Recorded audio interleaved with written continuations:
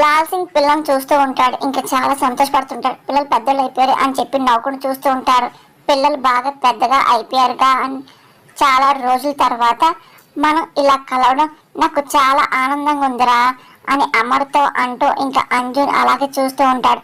అలాగే అంజు అసలు ఎక్కడ తెచ్చుకున్నారు మొత్తం అంతా గుర్తు తెచ్చుకుంటారు. ఆ రోజు అరుంధతి పాపం చూడడం అనాథాశ్రమం తెచ్చుకోవడం అంతా గుర్తు తెచ్చుకుని సంతోషపడుతుంటా. ఆ రోజు నువ్వు అంజు విషయం చేసింది చాలా గ్రేట్ రా అని లాల్ సింగ్ అన్న మాటలకి అమ్మ కంగారు పడుతుంటాడు.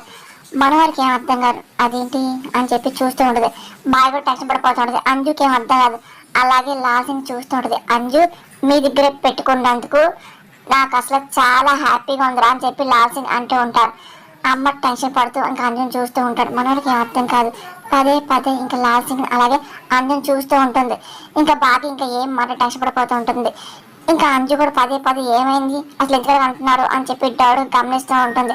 ఆ రోజు మనోహరి తన భర్త రణవీర్ మీద కోపంతో ఆ రోజు అనాథాశ్రమంలో వదిలేయడం మనోహరి అదే పనిగా చూడడం గుర్తు తెచ్చుకుంటుంది. అసలు ఏంటి అని చెప్పి అసలు ఏమై ఉంటుందని టెన్షన్ పడిపోతూ చూస్తూ ఉంటుంది.